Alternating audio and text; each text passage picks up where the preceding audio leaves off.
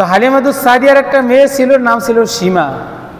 একদিন সে বর্গি চড়াইয়া বাড়িতে আস্তে আস্তে তার একটু দেরি হয়েছে। তো দেরি হতে মা তাকে একটু ধমক দিছে। কি করছে?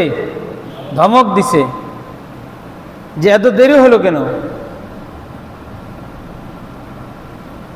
তো যে কাজও করছে আবার ধমকও খাইছে।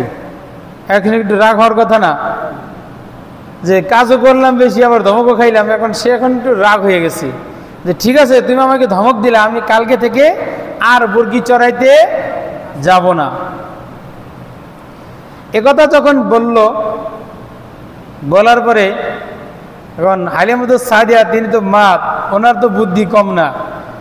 তো তিনিও চিন্তা করলেন যে তুমি যাবা না, তোমাকে কিভাবে নিতে হয় সেই ওষুধ আমার কাছে আছে, সেই ওষুধ আমার কাছে আছে।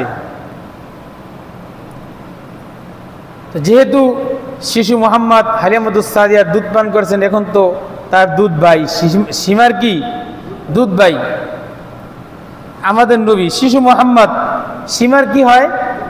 দুধ ভাই। কথা কি? এখন হালিমাতুস সাদিয়া তিনিও তাকে কথার আঘাত করলেন যে ঠিক আছে, যাইও না, যদি তুমি বর্গি চড়াইতে না যাও তাহলে তোমার কুরাইশি ভাই না খেয়ে থাকবে, না খেয়ে মারা যাবে।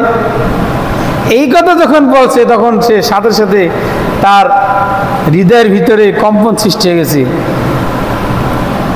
ঠিক আছে ঠিক আছে, যাব, তবে আমার একটা শর্ত আছে।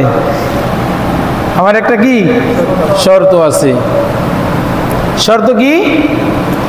আমার কুরাইশি ভাইকে আমাকে সাথে দিতে হবে, আমি তাকে সাথে নিয়ে যাব। এখন হালিমাতুস সাদিয়া তিনি বলতেছেন, ও তো ছোট, তুমি ওকে রাখবা নাকি ঘাস, তুমি বর্গিকে ঘাস খাওয়াইবা? তো বল, তাহলে তো তোমার দেরি হয়ে যাবে, তুমি বর্গি গুছাইয়া নিয়ে আসতে পারবা না। সীমা তখন বলতেছেন, মা তুমি জানো না, এই যে আমার কুরাইশি ভাই যখন আমার সাথে থাকে, আমি বর্গি গুলাকে ঘাস খাওয়াইতে দিয়া আমি শুধু সারাক্ষণ তার চেহারার দিকে তাকিয়ে থাকি। মা যখন আমি তার চেহারা থেকে এক নজর, আমার নজর যখন আমি বর্গিগুলার দিকে দেই, যে এই নিয়তে বর্গিগুলা কি করতেছে দেখার জন্য, আশ্চর্যজনক ঘটনা।